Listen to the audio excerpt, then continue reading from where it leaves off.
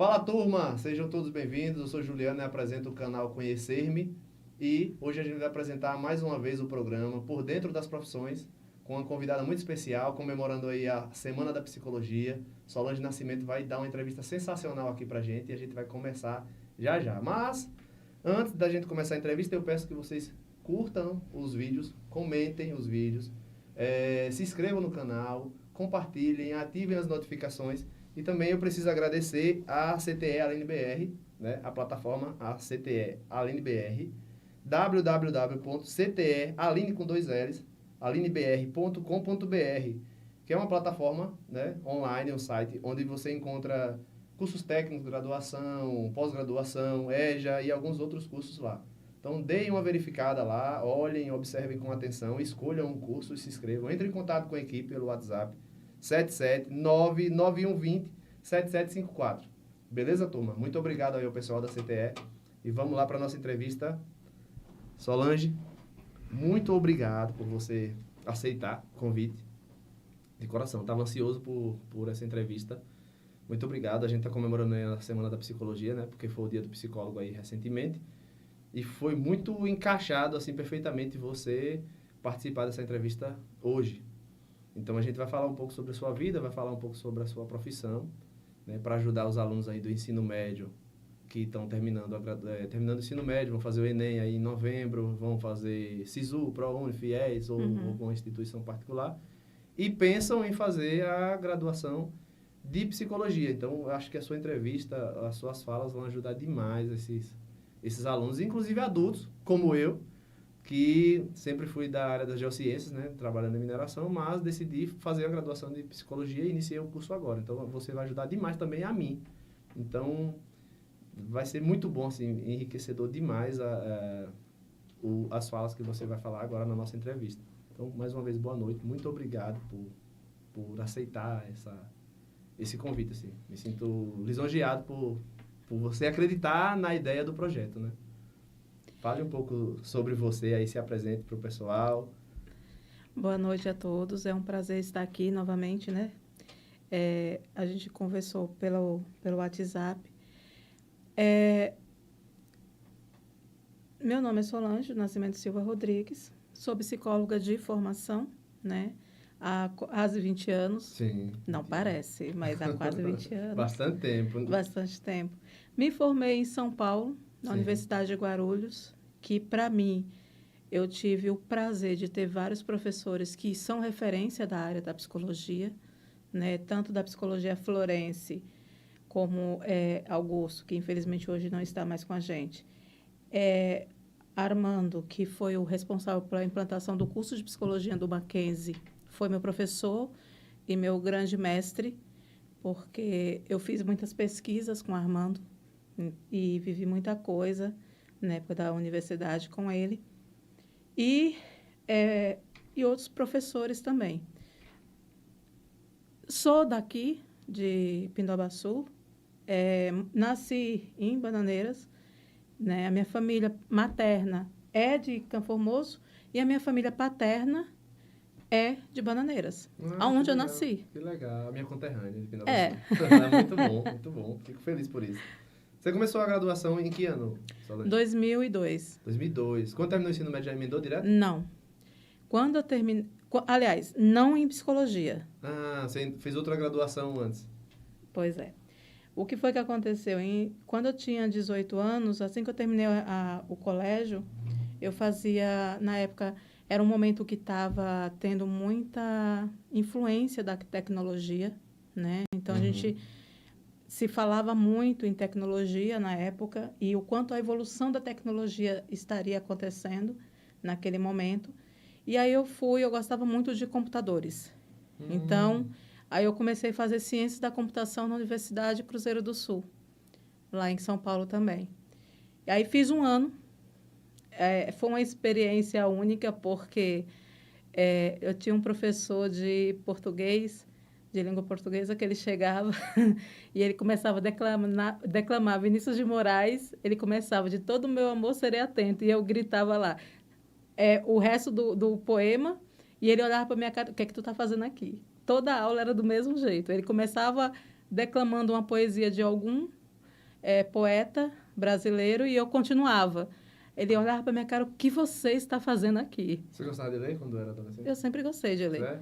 Teve um ano que eu li um livro por dia. Caramba, mas você acha que isso influenciou na sua escolha pela psicologia? A psicologia sempre fez parte de mim, só que a psicologia nunca deu dinheiro. Cara, forte. A psicologia, Forte essa daí, né? quando eu terminei o colégio, eu tive em São Paulo a gente não sai do colégio e vai para a universidade. Pelo menos não filha Não na sua dos época. meus pais. Por quê?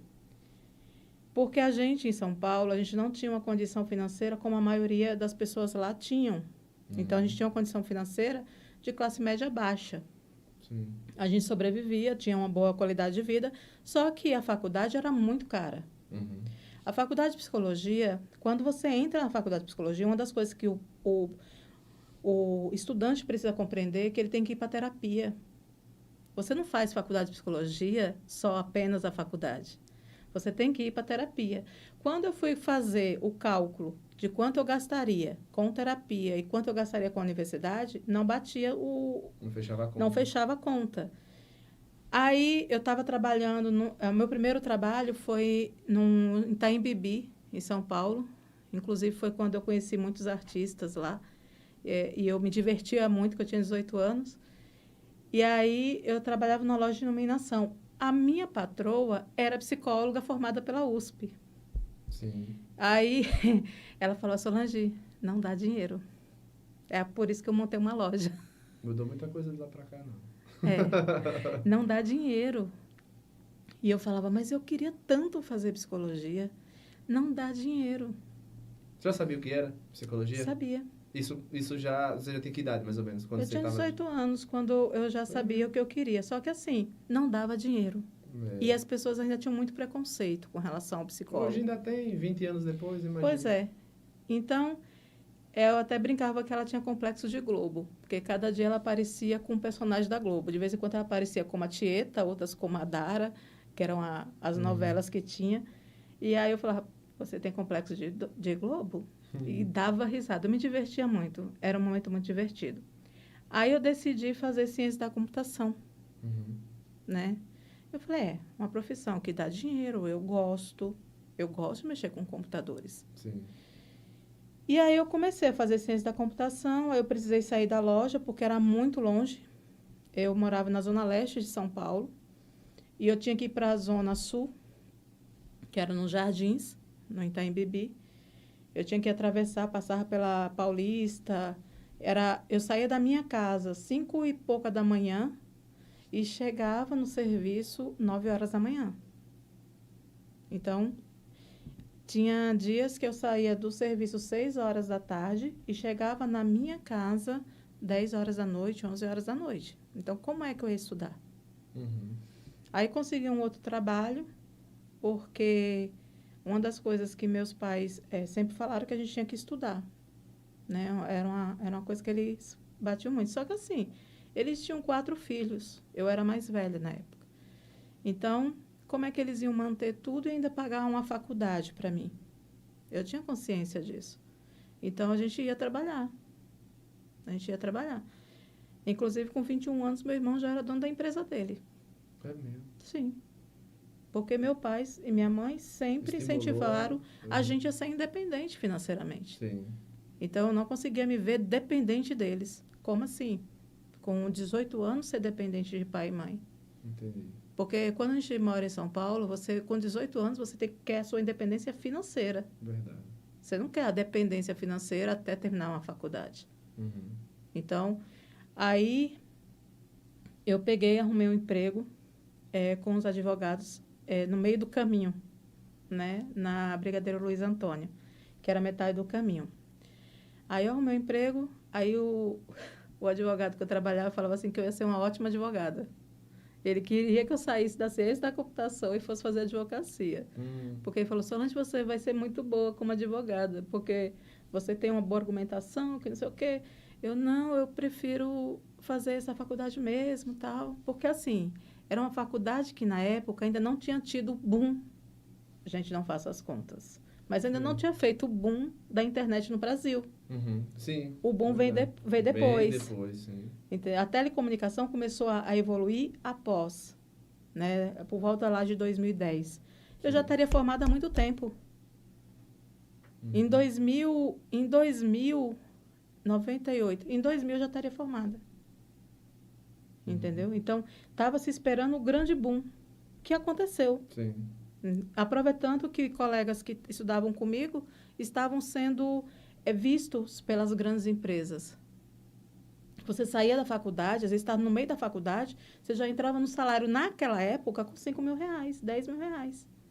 Os caras estavam lá querendo talentos. Você entendeu? Então, mão de obra escassa, né? Sim. Na área da ciência da computação, você fala. Na área da ciência da computação. Então, era um momento muito importante. E aí, eu comecei a fazer, me dei bem, apesar de que foi um momento muito difícil da nossa vida enquanto família, mas eu me dei bem, porque logo após eu entro na universidade em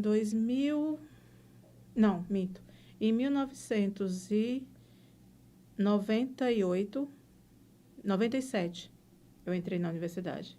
Eu terminei o colégio em 95, que eu também tive a grande sorte de estudar numa escola de elite. Ah, como assim? Se você era de uma classe média baixa. Meu pai trabalhava numa empresa e aí a gente fez até a 8ª série perto da nossa casa. Eu e meus irmãos estudamos próximo de casa. E todo mundo, no ensino médio, existia uma coisa chamada vestibulinho, que era como se fosse um vestibular. Sim, eu já ouvi falar nisso. Então, quem passava no vestibulinho ia para as grandes escolas. Eu tive a sorte de passar no vestibulinho. Eu fui a única da escola que passou no vestibulinho. Muito legal. E esse vestibulinho foi para a escola Carlos Gomes, que na época foi a escola que quem estudou foi Roberta Miranda, quem estudou foi Biafra, entendeu? O irmão da Roberta Miranda ainda trabalhava na escola, o seu Miranda. Então, era uma escola que o pessoal que tinha um poder aquisitivo maior fazia objetivo para poder ir para essa escola. Então, fazia o objetivo até o 8º ano, para no primeiro ano ir para essa escola. Você entendeu? E aí, eu consegui passar. E aí, lá, era uma escola tão, assim, interessante e boa, que eles tinham geografia política. A gente tinha uma discussão. A gente não tinha discussão. Tinha hora que eu era povo, tinha hora que eu era governo, tinha hora que eu era julgadora, entendeu? Então, nós tínhamos discussões reais do que era uma política. Você entendeu? Então, a gente tinha todo esse... Então, era uma outra situação. E aí, nesse mesmo bairro que eu morava, tinha a Universidade Unexul, onde eu fazia a ciência da computação. Quando eu entro em ciência da computação, poucos meses depois, a gente descobre que a minha irmã está com câncer. Caramba! Aí, eu me lembro que foi assim por volta de fevereiro, março, mais ou menos. Tinha acabado de começar a universidade. Não consegui tirar nota na universidade no primeiro módulo. Na ciência da computação? Em ciência da computação. Psicologia ainda não estava na cogitação ainda? Ainda não. Aí, falava-se, mas não se fazia, porque não dava dinheiro. Entendi. Aí, quando foi... Eu fiquei mal, assim. Não conseguia tirar nota, porque eu tinha que me virar entre trabalho e hospital e o suporte, né? Aí, quando foi no meio do ano, houve uma pressão muito grande para que eu saísse da universidade. Uma pressão pela própria universidade, porque eu tive que, naquele momento, sair do emprego, né? Eu tive que sair do emprego para poder dar um suporte melhor à família. E aí, quando eu fiquei sair do emprego, não tinha como pagar a universidade. Aí a universidade começou a cobrar. Aí meu pai não gosta de dever, nunca gostou de dever, nem minha mãe, nem eu. Aí eu fui lá, falei com o reitor. Aí eu falei com o reitor e o reitor falou assim, por que você está saindo? Aí eu expliquei, porque eu pedi o desligamento da universidade. Aí eu tinha tirado notas baixas e ele viu que nas primeiras provas eu tirei nota baixa.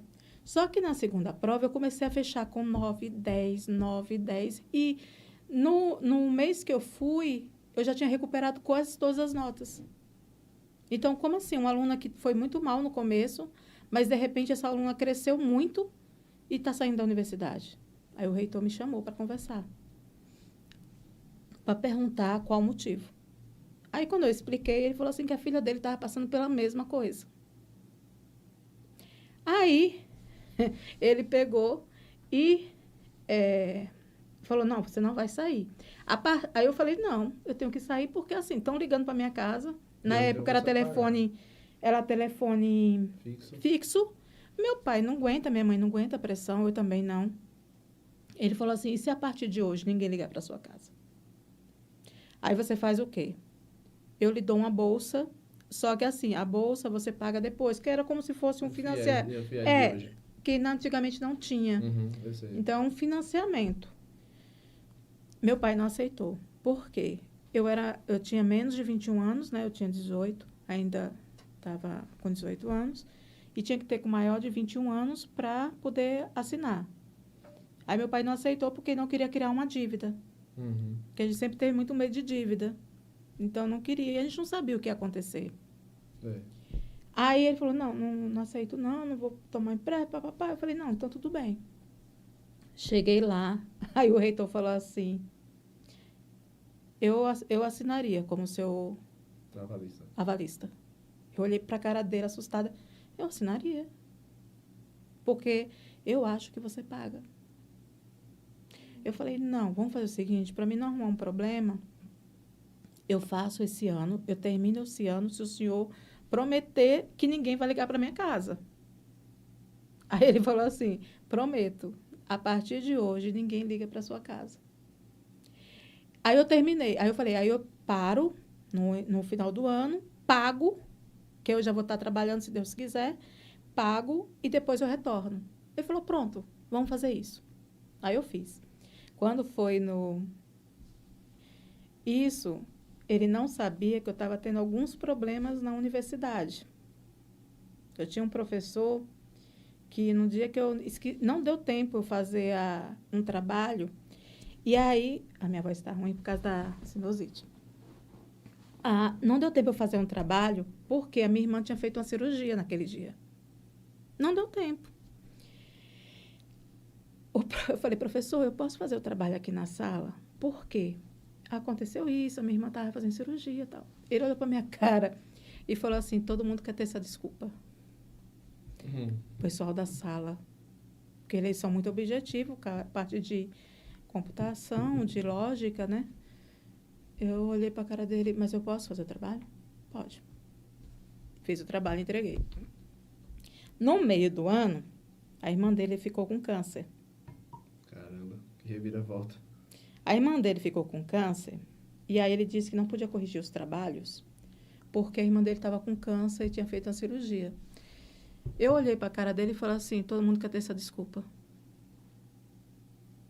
Ele olhou para mim e eu falei, o senhor lembra o que o senhor me falou? Todo mundo quer ter essa desculpa. Eu quero meu trabalho corrigido. Porque como é que eu vou fazer a prova sem saber se está certo ou está errado? Esse professor me perseguiu o resto do ano. Aí você pegava a minha prova e pegava a prova do colega, já que era lógica, não tinha como ele fingir, não era subjetivo, era objetivo. Eu falava, professor, por que a prova de fulano o senhor deu certo e a minha está errada? É assim mesmo. Me perseguiu. Quando foi no final do ano, eu só fiquei de recuperação nele, mesmo com todos os percalços que eu tive. Fiquei só de recuperação nele. Aí, o reitor passou pelo laboratório de computação, que a sala dele ficava próxima, olhou para mim e falou, o que você está fazendo aí? Porque ele viu as minhas notas. Aí lá vai eu. Então, eu fiz uma besteira. Eu enfrentei o professor. Como? Me explica. Ele falou isso, eu falei, falou. Agora, eu, enquanto aluna, eu deveria ter ficado calada. Eu sei disso. Mas, quando ele falou que a irmã dele estava doente, com o mesmo problema que a minha, né? E que ele não podia corrigir os trabalhos, eu falei, todo mundo queria ter essa desculpa. O reitor olhou para minha cara. Eu vou lhe ser sincero, não deveria ter feito, mas eu também faria. Espera aí. Eu falei, inclusive, professor, ele disse que eu não vou passar. Na matéria dele, eu não passo. Ele deixou isso bem claro e deixou na frente de todo mundo, se eu quiser perguntar para outras pessoas, que eu não vou passar, mas eu vou fazer a recuperação. Ele falou isso, eu falei, falou. Quer que eu prove? Eu tenho 3 testemunhas. Não precisa não, porque eu já percebi. Ok. Eu falei, eu posso trazer as provas minhas e de alguns colegas? A diferença é sempre de meio ponto de 1 ponto. É a mesma resposta, a mesma forma de... Até porque esses colegas estão me ajudando, me ensinaram algumas coisas. Então, a diferença é de meio ponto, de 1 ponto. Ele só respirou. Quando o professor... Aí o professor foi chamado, aí o professor entrou na sala me chamando de meu amor. Eu falei assim, rapaz, seu amor eu sei que eu não sou, não. Mas a comida de rabo do reitor foi boa, né? Aí ele... Solange, eu vou lhe pegar no último ano. Eu falei, não me pega. Você não me pega. Nem que eu tenha que trocar de universidade, você não me pega. Porque ele falou, no último ano ele me deixava de DP, entendeu? Pode marcar. Ele me marcou. E assim, eu entendo. Porque foi um momento realmente que eu não deveria ter enfrentado ele. Só que assim, ele não foi humano. Ele não levou em consideração que eu estava com a minha irmã no hospital. Acho que a maioria são assim. Né? E a universidade pública é pior, sabia? Mas essa era particular. Eu sei, estou dizendo, da universidade pública é pior. Os professores são concursados, então eles estão um pouco se lixando para o aluno. Infelizmente é real.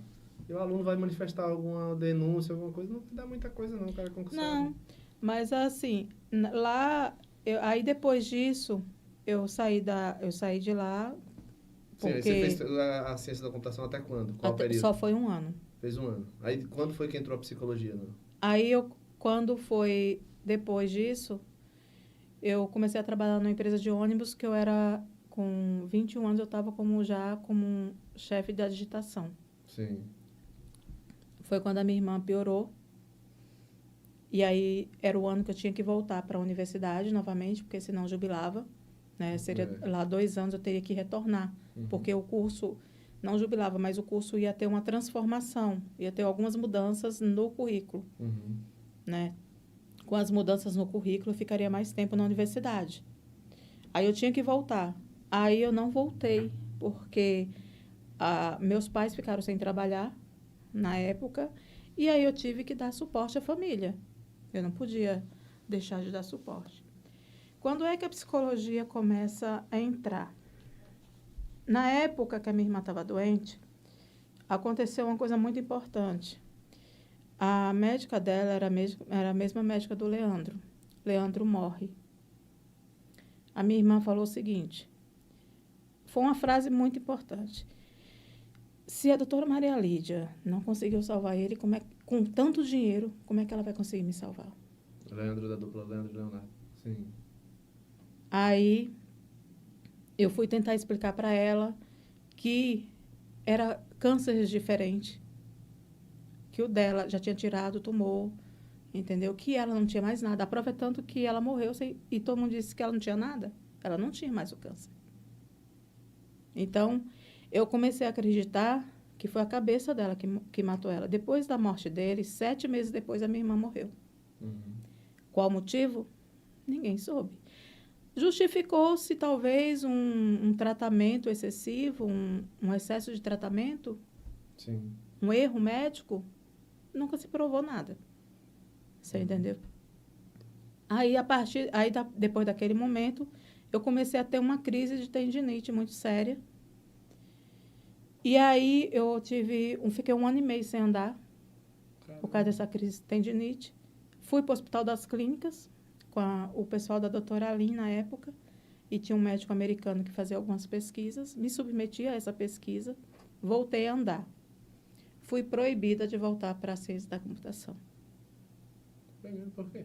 Porque eu tinha tendinite. Foi feita infiltração experimental em mim, na época. Eu fui cobaia. Sim. Né? Foi feita uma experimentação, eu voltei a andar. Só que eu não podia voltar para o processo de tendinite. Que era um movimento repetitivo. computadores, movimento repetitivo. Entendi. Aí o médico proibiu, inclusive proibiu de voltar para qualquer universidade. Aí eu falei que eu ia voltar, só que dessa vez eu ia fazer... Foi na época que eu também fiz uma avaliação, uma orientação vocacional, que eu já estava fazendo terapia, já tinha 2 anos que eu fazia terapia, devido ao adoecimento. Eu fiz terapia e a morte da minha irmã. E aí eu comecei a pensar em fazer psicologia. Falei para a minha terapeuta, ela falou, Solange, eu vou fazer uma avaliação com você, uma orientação vocacional. Você já está comigo há 2 anos, você está ótima. Eu acho que dá para fazer uma orientação vocacional. Eu falei, eu gostaria. Aí ela fez uma orientação vocacional e deu psicologia. Eu falei, eu sempre quis fazer psicologia. Ela falou, sempre? Eu falei, sempre, só que não dá dinheiro. Aí ela deu risada, ela falou, não dá o dinheiro que todo mundo espera que dê, mas dá para sobreviver muito bem. Eu falei, eu já estou na terapia mesmo, né? Ela falou, você já está na terapia mesmo, por que não? Aí lá vai eu para psicologia. Aí passei no vestibular, e aí, quando eu entrei na psicologia... Passou no vestibular para a mesma faculdade que você fazia ciência da computação? Não, fui para outra.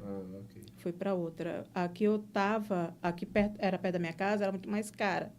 Sim. A Universidade de Guarulhos e a referência dos professores da Universidade de Guarulhos era melhor. Eram professores que tinham cadeira na USP, eram professores muito bem requisitados. Era que nem o Armando, que foi quem implantou o curso do Mackenzie, você entendeu? Então, eram professores muito bem graduados e muito falados. Aí eu fui para lá. Já eram 5 anos já o curso?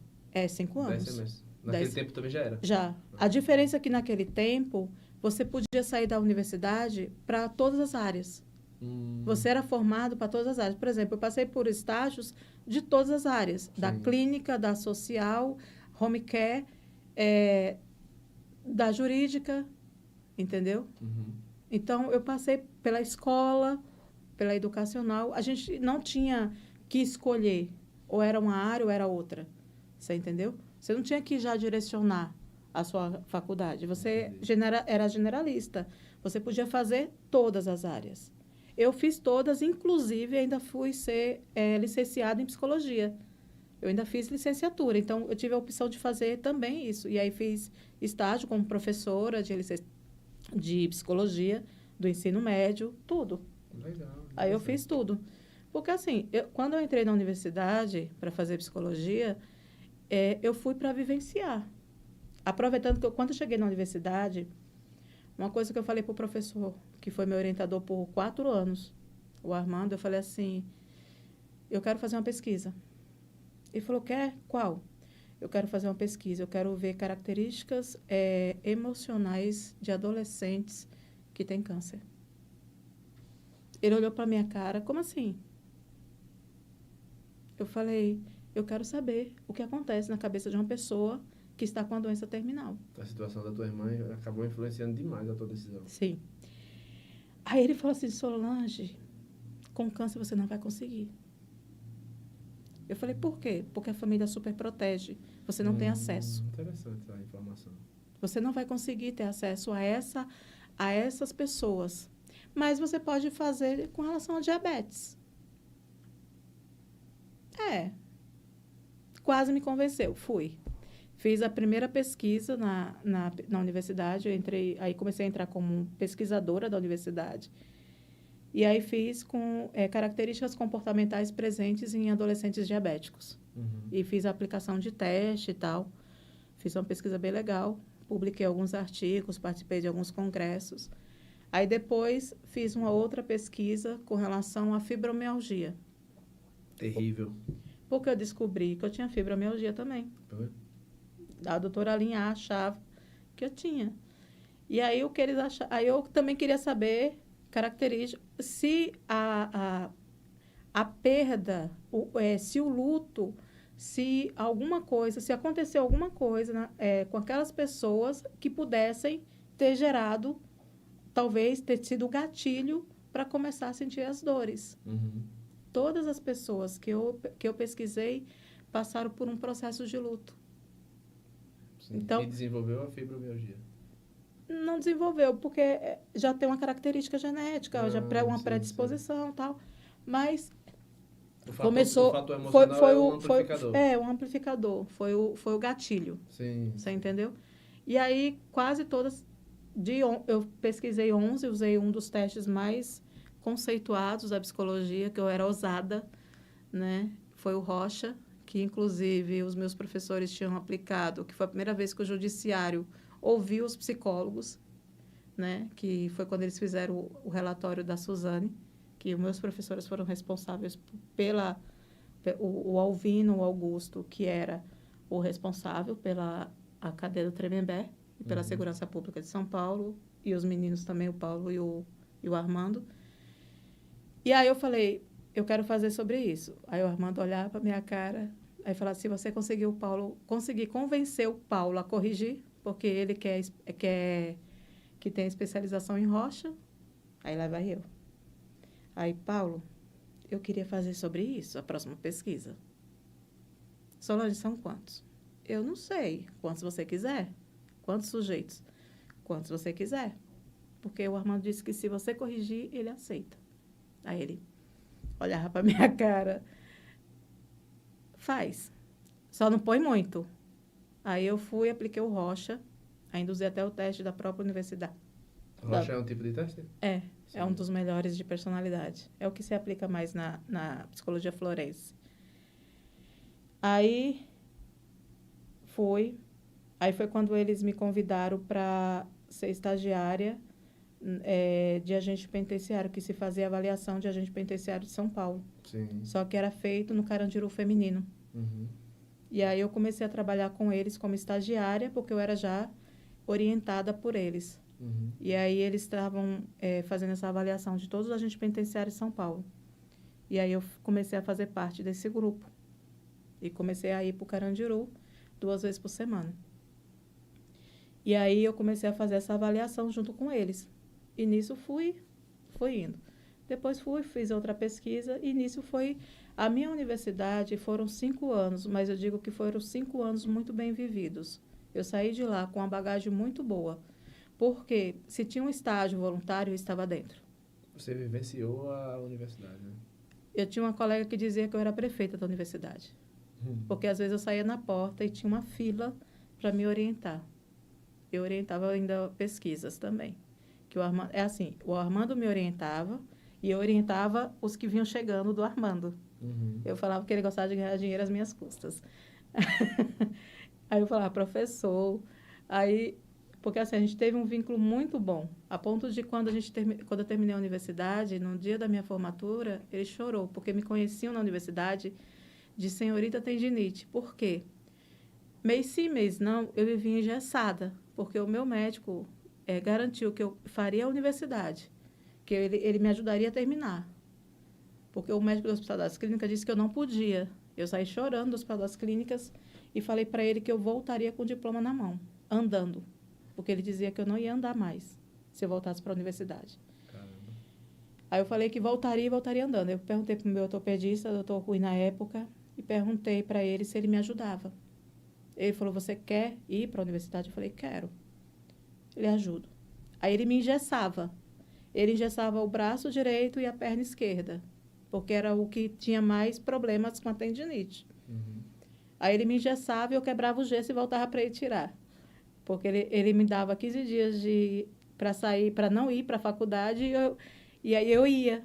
Os colegas me levavam de moto, imagina, andando pelas ruas de São Paulo, pela Dutra, engessada numa moto. Então, era assim que eu ia para a universidade às vezes. Né? Porque a minha colega, quando ia de carro, ela não podia entrar, né? Que foram meus anjos da guarda.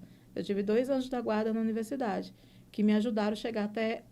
que era quem me locomovia até lá. Entendeu? E aí, às vezes, o meu colega me deixava bem na escada, que era só terminar e estava dentro da sala. Então, eu ia engessada para a universidade. E aí, os professores achavam aquilo... Era muita superação. Então, eles achavam aquilo o máximo. Eles falavam, Solange, às vezes eu não acredito que você está aqui ainda engessada. Eu falei, eu não posso perder a aula é muito importante. Muito bom. E é um curso da área de humanas. É. No caso de humanas. Por que humanas e não da área de saúde? Sabe me explicar por quê? Porque a psicologia é da área de humanas. A psicologia ela tem algumas vertentes, Sim. né? A psicologia tem três grandes áreas, né? Há três abordagens maiores, que é a psicanálise, a comportamental e a humanas. Então, são três grandes abordagens, e dentro dessas três grandes abordagens, faz algumas ramificações, entendeu? Por exemplo, quando foi que a psicologia se transformou em ciência? Porque antes ela era filosofia, ela era da área da filosofia, Sim. porque não tinha como provar. A psicanálise não trazia provas concretas do que acontecia na mente humana. O que foi que teve como provar? A comportamental. Sim. Quando Skinner vem, Pavlov vem primeiro, depois vem Skinner, que traz as comprovações através do comportamento humano, aí vem a área de humanas. Então, através do comportamento humano, você consegue comprovar a importância da psicologia. Você mostra o quanto a cabeça está sendo adaptada. Sim. Então, você consegue mensurar, consegue trazer em dados aquilo que você está pesquisando. Porque uma ciência, para se transformar, uma teoria, para se transformar em ciência, você tem que ter provas. Sim. A psicanálise não dava prova suficiente, entendeu? A psicanálise não tinha comprovação. Já a ciências comportamental, Skinner ele consegue provar através dos experimentos com ratinhos, que tem a caixa de Skinner. Uhum. Você entendeu? Então, através da caixa de Skinner, você consegue comprovar a importância do comportamento humano. Você consegue comprovar que isso aqui pode gerar isso. Você entendeu? Uhum. Então, a influência que tem no comportamento humano. A psicologia é baseada em evidências, né? É baseada em evidências. Sim, muito bom. Então, o curso de psicologia é da área de humanas e não de saúde. Tu acha que se ele fosse considerado da grande área da saúde, talvez ele fosse mais bem remunerado do que sendo da área de humanas? Acredito que sim, talvez fosse. Mas, assim, de qualquer forma, a psicologia hoje, ela tem a vertente de todas as áreas. Ela tem da área da saúde, que é a clínica. Uhum. Ela tem da área da assistência social, são as psicólogas sociais. Ela tem da área da educação, que são as psicólogas da educação. Você entendeu? Sim. Então, a psicologia hoje ela é uma grande ramificação. Ela tem várias áreas que você pode atuar. Da organização, a Florence, né? Então, tem tudo. Hoje, a psicologia ela é muito ampla. Eu pergunto isso porque, assim, muitas patologias são originadas por problemas emocionais, né? O corpo vai somatizar e vai se transformar na doença. Então, se o nosso próprio sistema governamental desse muito mais atenção à saúde mental antes mesmo da saúde física, a gente evitaria muitos problemas de sobrecarga do SUS, inclusive, se o governo começasse a atuar mais com programas de prevenção. Se você for olhar, estou entendendo.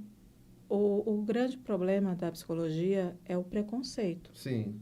Nós sofremos muito preconceito. Foi criado um tabu de que quem Só procurava era doido. Né? Só para você ter ideia, quando eu cheguei aqui, há 16 anos atrás, vai fazer 17, há 16 anos atrás, era muito difícil você conseguir, as pessoas não gostavam que você falasse que elas estavam... No psicólogo, procurando psicólogo. Eu sei disso. Não você tem entendeu? muito tempo, não. Eu acho que depois da fase da pandemia, as pessoas começaram a procurar mais serviços de saúde mental. Sim. Porque, na verdade, as pessoas não se conheciam ao ponto de saber lidar com o tédio.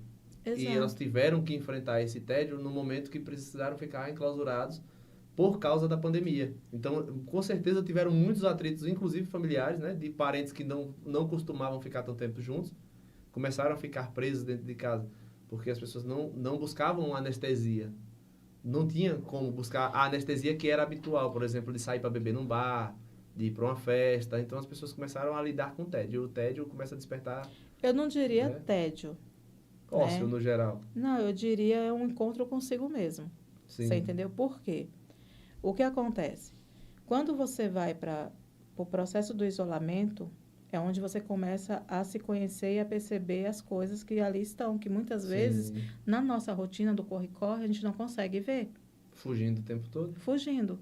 E a gente começa também a usar nossos mecanismos de defesa, se a gente for olhar pelo lado da psicanálise, né? Você começa a usar seus vários mecanismos de defesa.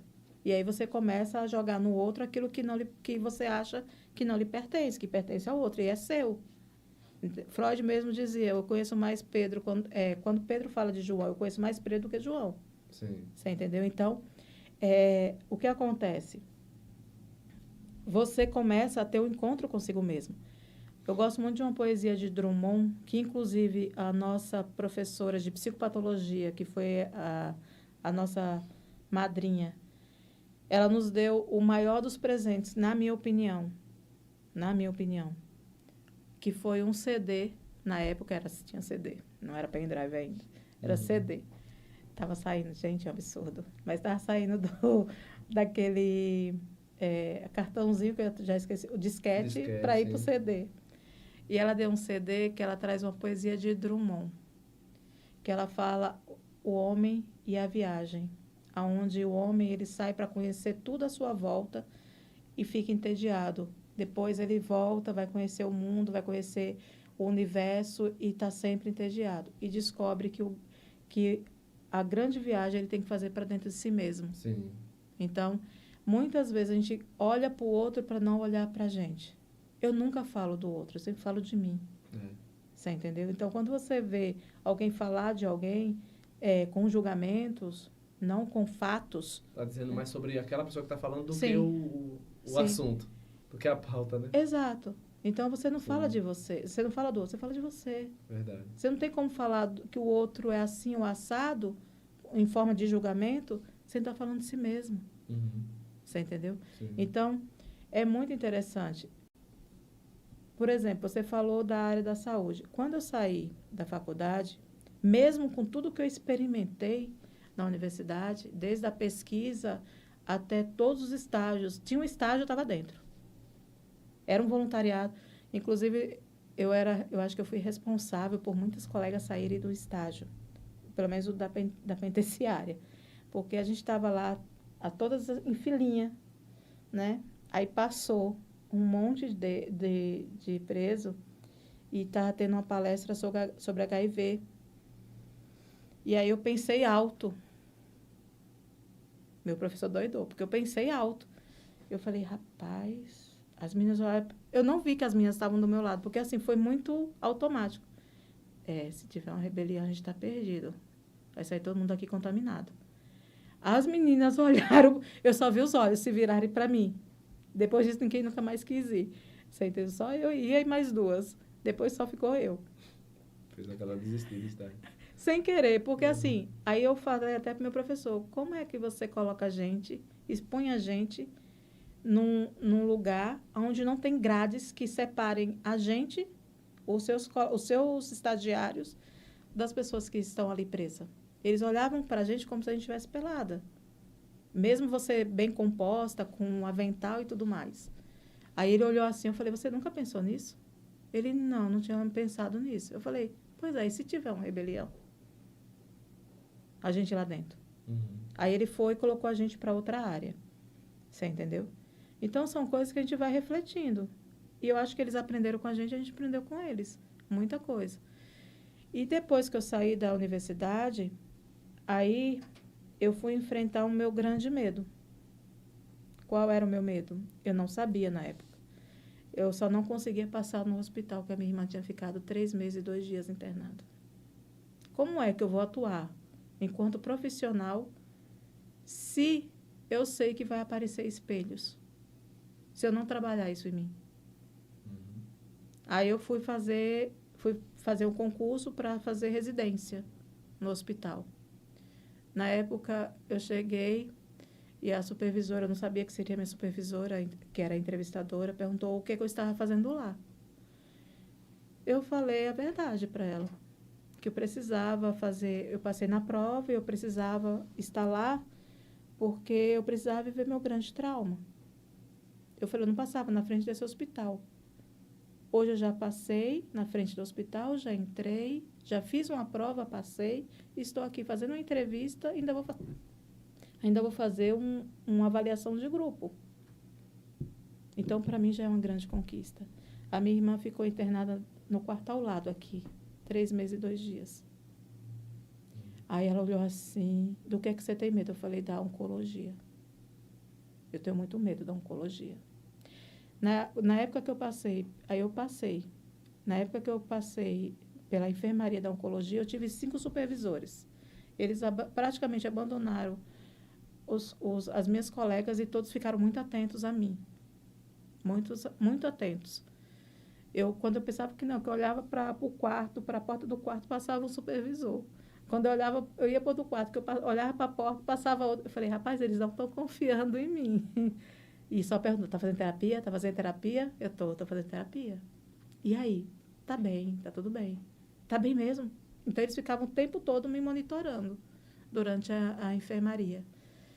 Passei. Eu falo que eu não passei pela oncologia e pela hemato.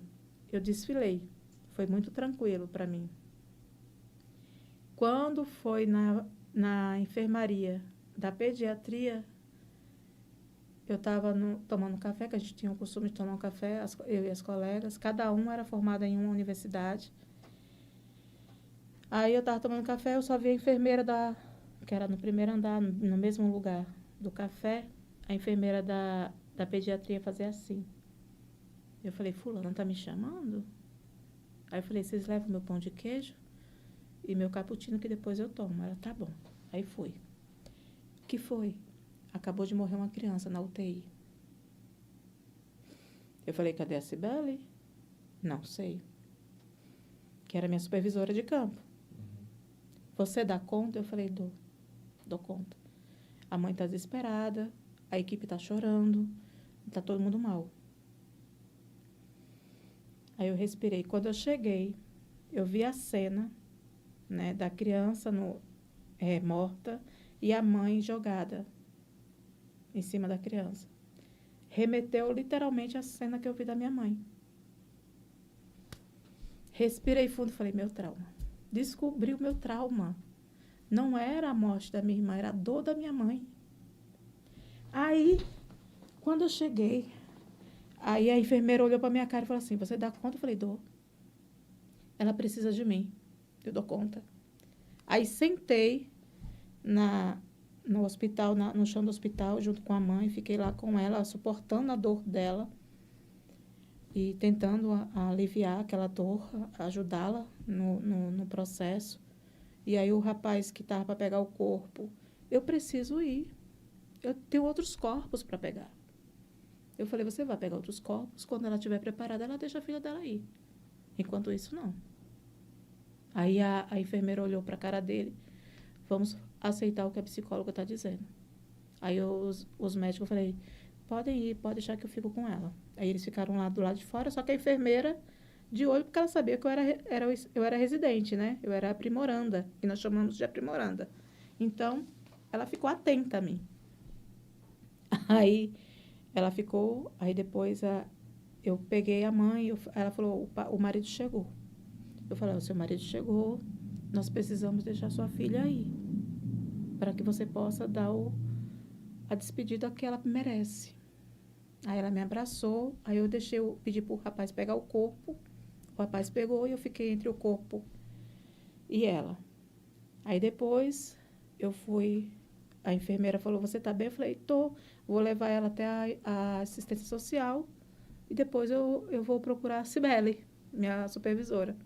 Ela, pronto, tá bom, depois você volta? Eu falei, depois eu volto, porque ainda tinha a equipe médica para dar conta e ainda tinha os pais das outras crianças que ficaram com medo de perder seus filhos. Levei para assistência social foi, acolheu, o marido já estava lá. Aí eu saí, fui para a sala da psicologia, chorei. Aí chega a Cibele, loura, linda, maravilhosa. Eu falei, acabei de viver meu trauma. Eu falei, e você estava onde? Ela estava namorando um médico. Que ela estava para casar com o médico. na época. Eu falei, sei onde você estava. Aí comecei a dar risada, ela me acolheu, perguntou quando é que eu ia ter a terapia, eu falei,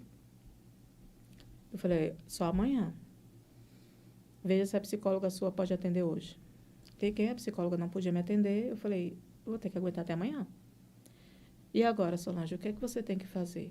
Eu falei, agora eu tenho que lavar meu rosto, fazer uma bela maquiagem, como a Tereza diz, a gente não tem que estar com cara de doente, a gente tem que estar com a cara de feliz, que ninguém merece estar no hospital e ver uma cara de doente nos atendendo. Então, eu vou lá, lavar meu rosto, fazer uma bela maquiagem, voltar para ver como é que estão os médicos, porque eles estavam arrasados, e ver como é que está a família das outras crianças. É isso mesmo. Aí fui. Na hora do almoço, as minhas colegas me acolheram, a equipe também me acolheu. Quando foi à tarde, fui dar conta das famílias. Aí, no final da enfermaria, que foi em fevereiro, foi um pouco antes de eu vir para cá, aí a Cibele falou assim, vá lá e verifique o que a enfermeira, ela que vai lhe dar nota. Eu olhei para a cara dela e falei, ela é rígida, eu estou perdida, ela vai me reprovar. Aí eu cheguei lá, a enfermeira, ela falou, não, vá lá que ela vai lhe dar nota, é ela que vai lhe dar sua nota.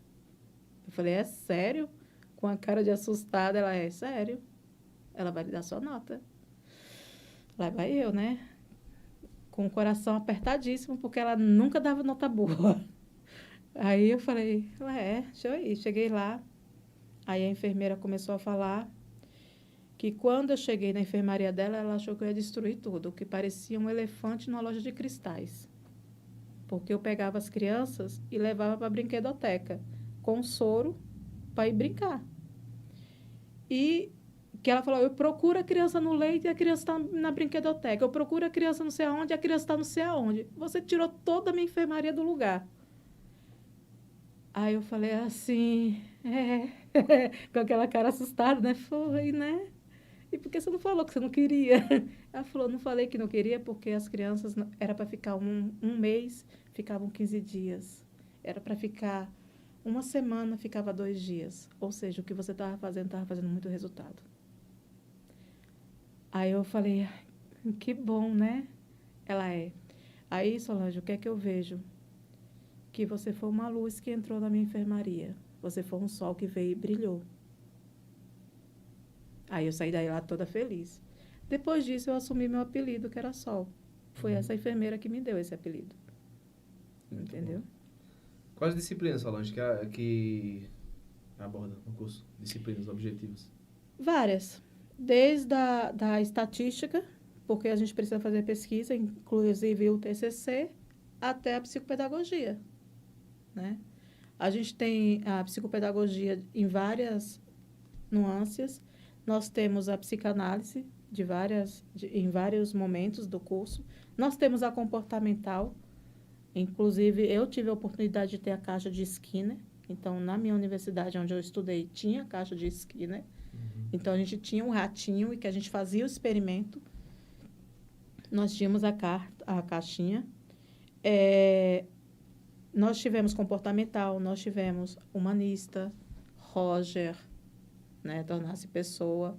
Então, nós tivemos que é a base da Gestalt terapia, tivemos Gestalt, então os alunos da psicologia ele tem que passar por tudo, na minha opinião. Porque senão como você vai escolher depois? Qual a área, a grande área que você vai escolher? A comportamental? Você vai ser um psicólogo comportamental? Ou você vai ser um psicólogo com o olhar da psicanálise? Ou você vai ser um psicólogo vygotsiano? Ou você vai ser um psicólogo da área da saúde na área de humanas, né? Da psicologia humanista. Então, você precisa ter todas essas experiências para poder também você se localizar e ir, né? E seguir sua história. Sim. Você entendeu? Porque a gente precisa também se identificar com a teoria que faz parte. Muito bom. Qual o objetivo da sua formação na melhoria da qualidade de vida da população? Eu acho que hoje o psicólogo está sendo tudo, porque sem saúde mental você não consegue fazer nada. Isso a gente pode perceber principalmente no processo pandêmico, que foi quando o conselho liberou a gente atender online. Até aquele momento, o conselho, ele nos traz muitas regras que são necessárias. São muito necessárias, porque isso é ética, né? Então, o conselho nos traz as regras, e inclusive uma delas, a gente não podia atender online, só presencial. Após pandemia, o conselho libera os psicólogos a atenderem online. Sim. Hoje, a gente está aumentou o número de psicólogos aí 115 vezes, quase, ao aumento de psicologia, de profissionais da área da psicologia. Você entendeu? Hoje tem 350 cursos, 350 universidades oferecendo cursos no país. A gente vai falar mais sobre isso. E é um dado importante assim, que você trouxe, que é a questão de muitos profissionais. Só que a psicologia ainda é muito formada por mulheres. Né? 82% são mulheres, 18% são homens. Sim. E a maioria dos homens vão mais para a área organizacional. Trabalhar em indústria. Em RH. Sim. Entendeu? Em RH. Eu gostei de trabalhar, de fazer meu estágio em RH. Mas na clínica são poucos homens que atendem, né? Infelizmente. Hoje está mais. Hoje também melhorou bastante. Mas eu percebo que ainda é muito deficitário, assim. Eu acho que hoje a maior dificuldade ainda é atendimento com criança. É mesmo? A gente tem pouco psicólogo especialista na área. E surgiram muitos diagnósticos aí, né? Sim. Por exemplo, eu sou neuropsicóloga também. Então, na minha área, a gente tem poucos profissionais bem formados. Entendeu? Porque, assim, um diagnóstico não é para qualquer um dar. Você tem que tomar muito cuidado, porque é um rótulo que a criança vai levar pro resto da vida. Isso é verdade. Você entendeu? Então, você não pode errar. A gente não tem o direito de errar, porque a gente prejudica a vida do outro. Então, a gente tem que... Por isso que, pelo menos os meus professores e a minha história e a história dos meus colegas daquele momento, ninguém se formou sem fazer terapia. É importante. Você precisa se conhecer primeiro, como é que você vai conhecer o outro? Para ajudar o outro a se conhecer, se você E não nós se temos conhece, um grande problema. A psicologia, ela é subjetiva. De repente, são coisas minhas que estão refletindo no outro. Eu posso ter julgamentos e a gente não pode julgar. A gente tem que respeitar o outro como ele é. Sim. Você entendeu? Então, é por isso que não se autoriza a ter a psicologia ligada à religião, apesar de que hoje nós temos uma linha de pesquisa. Inclusive, em 2008, eu estava na residência, em 2008. Gente, eu não faço os cálculos. Em 2008, eu estava na residência e foi quando surgiu a linha de pesquisa Psicologia e Religião na USP, junto com o Hospital das Clínicas. Sim. Surgiu a linha de pesquisa Psicologia e Religião. Entendeu? Então, inclusive, o meu professor é doutor em religião. Ele é psicólogo de formação, mestre em educação. Por coincidência, eu também sou mestre em educação. Ele foi muita inspiração para mim. Mestre em educação e ele fez doutorado em religião. Você entendeu? Sim.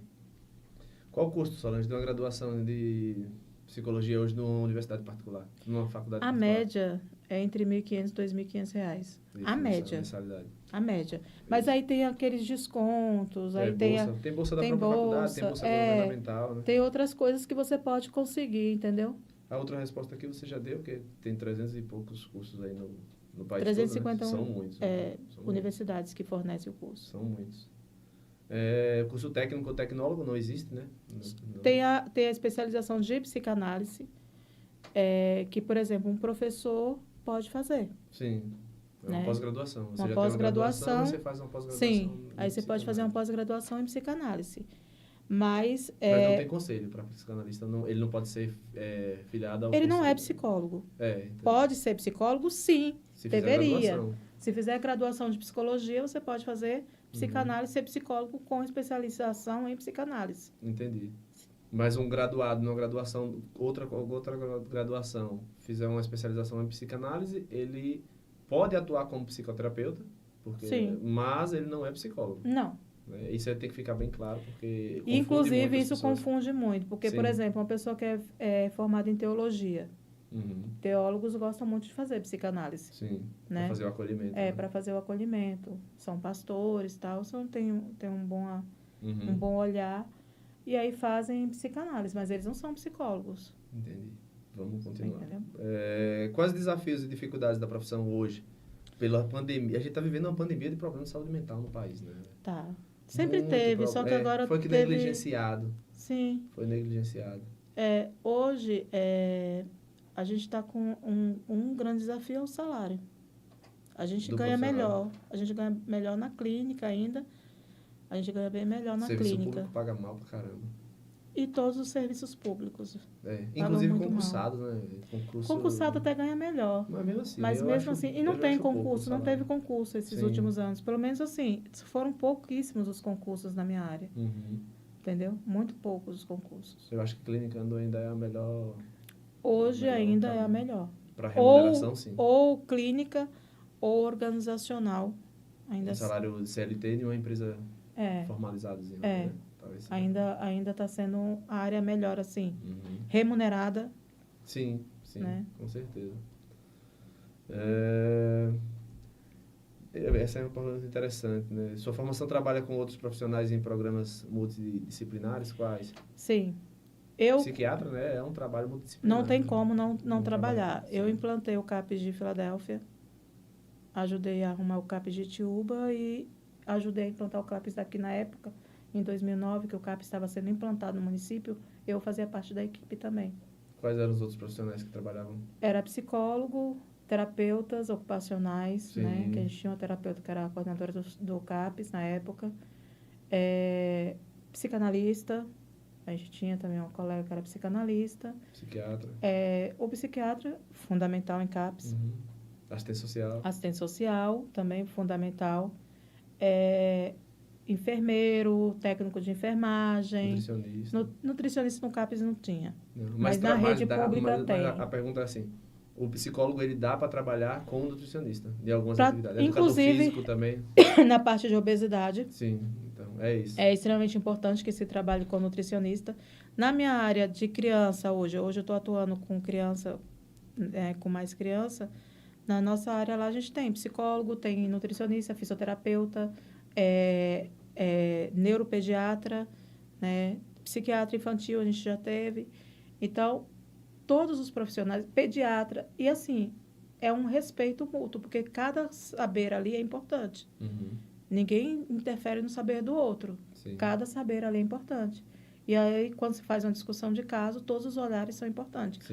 O olhar da psicologia, o olhar da nutrição, o olhar do pediatra, do neuropediatra, do psiquiatra. Então, todos os olhares são importantes. Sim, entendeu? Com certeza. E aí, você tem que respeitar o colega e ver o que está acontecendo com aquela criança ou com aquele adulto. Entendi. É importante o profissional estar sempre atualizado, porque... Eu nunca parei de estudar. É importante. Eu sempre estudei desde quando... Antes de entrar na universidade, eu estudava e depois que eu terminei a universidade, eu estudo mais. Hoje eu estou fazendo doutorado em educação, já terminei alguns cursos de pós-graduação, é por isso que eu te mandei o currículo, porque eu não lembro todos os cursos que eu fiz. Eu vou lhe ser muito sincera, né? Então, vamos supor, quando eu vim para cá, eu fui para atuar no CRAS, quilombola. Eu fui fazer especialização na área de quilombola.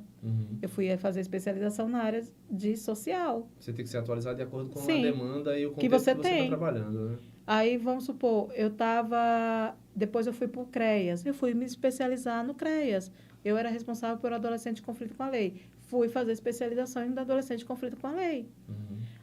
Eu fui para o CAPS, eu estava no CAPS também. Fui fazer saúde mental. Apesar de ter feito já residência em saúde, eu fui fazer saúde mental. Entendeu? Então, o profissional, ele tem que saber que ele nunca para de estudar. Aquele que acha que terminou a faculdade e parou, está só começando. Isso é fato. Você entendeu? Só está começando. Você já falou um pouco dessa pergunta aqui, né? Quais são os locais ou empresas que o profissional pode trabalhar e quais as dificuldades em cada um? Você já trabalhou em empresa privada, clinicando, e já trabalhou em serviço público. Quais as dificuldades de cada um, assim, que você acha?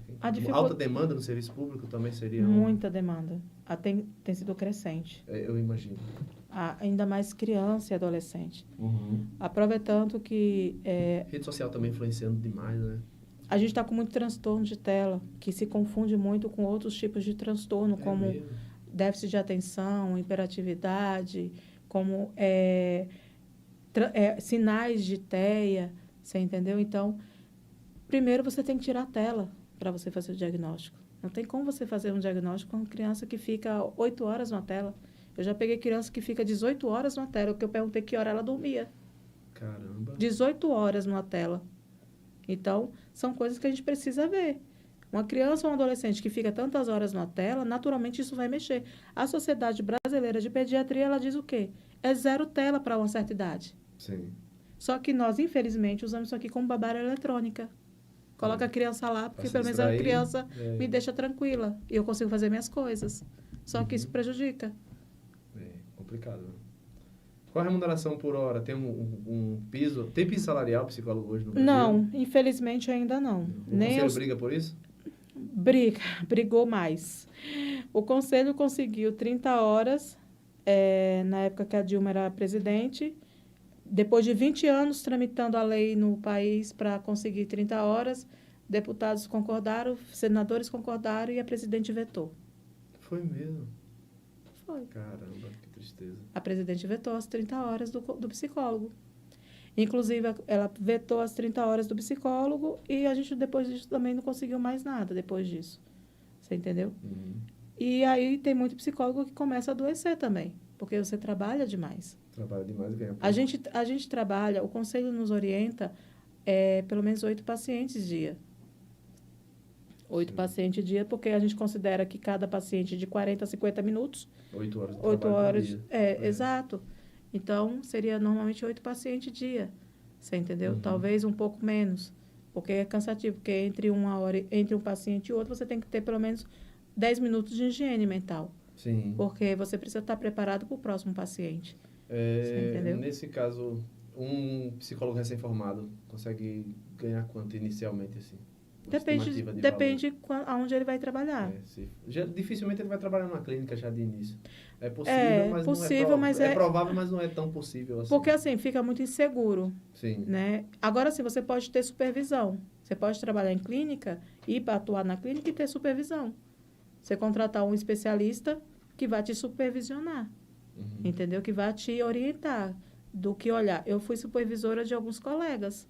Mesmo a gente fazendo a mesma universidade, se formando na mesma época, eu fui supervisora e continuo sendo supervisora de alguns colegas. Sim. Você entendeu? Como é que está o mercado de trabalho atualmente? Tá bom. Tem uma boa perspectiva para o futuro? Tem.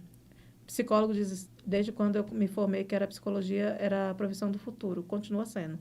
Eu espero que chegue logo esse futuro. Espero que seja bem melhor reconhecido, na verdade, né? Respeitado e reconhecido. Realmente. Mas eu acho que as pessoas ainda estão se atentando a isso. Devagar, é um processo lento, mas ainda está... Mas eu acho que está acontecendo, sabe? Sim. Você vê que as empresas, né, que nem davam atenção a isso, hoje estão contratando os profissionais para trabalharem full time dentro da organização, né? Sim. Porque está tendo muito problema, principalmente com o adoecimento está muito adicções, presente. Né? Adicções de fumante, alcoolismo, tem muito problema na indústria, no geral. Tem concurso? Você falou que tem poucos, né? A gente está aguardando aí sair novos concursos, mas já teve muito pouco concurso. Eu acho que a maioria das prefeituras põe uma vaga para psicólogo. Uhum. Você entendeu? Como é que um psicólogo só vai dar conta de um município? Não existe como. Não tem. Então, alguns ainda colocam, tem outros concursos que nem colocam. Você entendeu? Sim, verdade. Então, depende muito. Aí é o processo de cada gestão, né? Sim. Qual é o conselho de classe de vocês? CRP. Conselho Federal de Psicologia. Sim. A gente temos o Conselho Federal de Psicologia e dentro desse conselho tem um organograma que é o CRM, né? Que é o Conselho Regional. Então, cada região tem o seu conselho. Por exemplo, meu conselho era de São Paulo. Sim. Quando eu me formei, fui lá, fiz o meu conselho, tal. Depois, eu vim para Bahia. Quando eu vim para Bahia, eu coloquei lá em stand-by e fiz um outro conselho aqui. Uhum. Você entendeu? E aí eu tenho um outro número aqui. Eu tenho um número de São Paulo e tenho um número aqui. Lá está em stand-by. O dia que eu voltar para lá, eu atuar lá. Entendi. Porque todos estão dentro do Conselho Nacional. É CFP? É Conselho Federal de Psicologia. CFP. CRP? CRP? CRP é regional. Sim. E o CFP é federal? É federal. Ah, entendi. Como a tua família lida com com a tua profissão, eles sabem o que você faz, claro. Mas como é que eles... Eles Desde o sabem. início eles acolheram, aceitaram, mesmo sabendo que não ganhava bem? Eu vou lhe ser bem sincera. Meu pai e minha mãe, quando eu falei que ia fazer faculdade, minha mãe queria que eu fizesse pedagogia. Foi mesmo. Porque ela era louca para ser professora. Aí queria realizar o sonho dela em você. Meu pai queria que eu fosse advogada. Quando eu cheguei com a inscrição de psicóloga, um olhou para o outro. Que decepção. Mas eu acho que hoje eles me admiram, Uhum. porque eles sabem todas as conquistas que eu tive até hoje, Sim. né? E agora sim, eu não sou psicóloga em casa. Lá Nem em casa deve. eu sou a filha. É importante. Lá em casa eu sou a esposa, eu sou a tia. Inclusive, teve uma vez que um sobrinho meu falou assim, mas tia, você não... que é paulista, né? Você não é psicóloga? Eu falei, sim, aqui eu sou sua tia. A psicóloga ficou no consultório. Você paga quanto para ela mesmo? Muito bom. Você entendeu? Porque assim, a gente não tem como. Não existe. Na minha casa eu sou Solange. Eu sou a esposa, eu posso gritar, eu posso falar, eu posso dançar, eu posso fazer o que eu quiser. Eu sou humana. Uma coisa muito interessante que aconteceu aqui, em Campo Formoso. Quando eu vim para cá, eu vim porque meus avós estavam doentes. Eu vim passear e fiquei. No velório do meu avô, eu estava chorando, tava as lágrimas caindo. Aí teve uma pessoa que falou assim, mas foi muito, muito importante. Foi uma fala muito importante. Você não é psicóloga? Eu não precisei responder, porque uma paciente minha de CAPS chegou e falou assim, ela é humana, você sabia? Eu olhei para a paciente e falei, obrigada. Ela já me respondeu. Interessante. Você entendeu? Então, porque às vezes as pessoas acham que porque você é psicólogo, você não pode sentir nada. Você sente, apenas que você tem que saber como administrar esses sentimentos. A diferença de um psicólogo e um não psicólogo é que nós sabemos administrar nossas emoções. Nós conseguimos lidar melhor com elas. Mas não significa que eu não fique nervosa em alguns momentos e que depois eu vá refletir sobre aquilo. Sim. Por que aquilo fez eu ficar nervosa? Muito O que foi bom. que aquilo mexeu comigo? Uhum. Isso a gente leva para terapia. Todo psicólogo tem que fazer terapia. Sim. É obrigação. Ouve muitas histórias dos outros e acaba absorvendo, né? Sim. É inevitável. Você é humano. É humano. Muito bom. Solange, a gente está quase finalizando já aqui. E eu tenho mais uma pergunta. Qual é o seu conselho para os jovens que pretendem cursar psicologia ou para quem quer fazer transição de carreira? Se conheçam. Antes de tentar ajudar os outros a se conhecer, né? Se conheçam primeiro. Saibam o que vocês realmente querem para vocês. Entendeu? Então, se conheça. Não tem como você conhecer o outro sem se conhecer. Sim. Senão eu vou começar a projetar em todo mundo. É. Aí a gente vai pelo olhar da psicanálise. Nem sou psicanalista. Mas Como diz o ditado, pessoas curadas curam pessoas. Pessoas adoecidas adoecem pessoas. Então, se você O não seu estiver bem, papel. você não consegue nem fazer ninguém ficar bem. Né? Exatamente. O seu papel enquanto psicólogo, você está ali para ajudar. Sim. Você entendeu? Você está ali para poder intervir naquele processo. Se a pessoa te procura, ela está precisando de você. Justo. Você entendeu? Então, você primeiro tem que se conhecer, tem que saber lidar com as suas próprias emoções, para você não... Olha, por que eu lhe contei, por que eu saí da universidade e fui direto para o hospital? Porque eu precisava trabalhar as minhas coisas. Eu precisava estar bem para poder atender. Sim. Como é que eu vou... Aí, vamos supor, me aparece uma pessoa que está com a irmã que acabou de morrer de câncer. Eu vou chorar com ela? Ou vou ajudá-la? Exato. Meu irmão faleceu tem um ano. A gente está no mês 8, 1 ano e 8 meses. Quando meu irmão faleceu, eu fiquei um bom tempo sem atender ninguém que perdeu o irmão. É um respeito a mim, e um respeito ao paciente que vai até mim. Você entendeu? Inclusive, eu fiquei uma semana sem atender, aí um paciente falou assim, Solange, que não sei o que, eu falei, olha, eu sinto muito pelo que está acontecendo com você agora, mas dá para esperar, senão eu posso te indicar um outro colega. Por quê? Porque eu perdi meu irmão, eu estou de luto. Isso é respeito a mim. Como é que eu vou cuidar do outro se eu não estou em condições de cuidar de mim? Então, eu tenho que respeitar as minhas emoções, eu tenho que saber o que está acontecendo comigo para poder conseguir ajudar o outro. É justo. Você entendeu? Então, não tem como. Não existe, ninguém aqui é uma máquina. Se fosse uma máquina, nós tínhamos a inteligência artificial, não precisava de psicólogo. Justamente, é Você verdade. entendeu? Uhum. Então, a gente, enquanto psicologia, não tem medo da inteligência artificial porque ela não é humana. Não tem como substituir. Não tem como substituir. Ela pode dar respostas de tudo, mas não do lado humano. Até porque as respostas que estão lá na inteligência artificial foram criadas por humanos. Exato. É um banco de dados muito bem alimentado que só organiza as ideias, mas não foi criado sozinha por conta própria. Exatamente. Então, a gente precisa entender que nós somos humanos, que nós erramos e que nós temos que aprender com os nossos erros. E para isso a gente precisa se conhecer. Entendeu? A gente tem que saber quais são as nossas fragilidades, quais são as nossas dificuldades, o que a gente consegue lidar e o que a gente não consegue lidar. Sim. Depois de um tempo, eu acho que uns 3 meses mais ou menos, eu comecei a atender pessoas que perderam o irmão. Primeiro você teve que digerir a sua dor, A minha o seu perda. trauma para poder você ajudar outras pessoas. Como é que eu tenho que lidar primeiro com a minha perda? Sim. Eu tenho que lidar primeiro com o meu luto. Eu tenho que respeitar primeiro a mim. Exato. Muito bom. Então, vamos finalizar e faça sua apresentação final. Você tem alguma rede social corporativa que você apresenta esses materiais lá, alguma coisa? Eu sempre publico no Instagram, nunca lembro o nome Pode que eu dar coloquei. uma pescada aí. É porque, assim, eu não gravo, eu tenho uma dificuldade com nomes. Eu tenho o Instagram, né, que é um Instagram profissional, Psico Solange Nascimento. @psico Solange Nascimento. Tudo junto? Tudo junto. Tem ponto, Não. underline? Não, tudo Psico junto. Solange Nascimento no Instagram. Muito bom. E aí eu sempre publico alguma coisa, mas o meu Instagram é profissional. Eu tinha até um pessoal, mas eu não consigo dar conta dos dois. Não entendo. Minha rotina é muito intensa, é muito corrida. E aí eu não consigo. Eu gosto tanto do que eu faço que eu não percebo a hora passar. Uma vez eu vi uma frase que sempre me marcou muito. Quando você faz aquilo que você gosta, que você ama fazer, você não está trabalhando.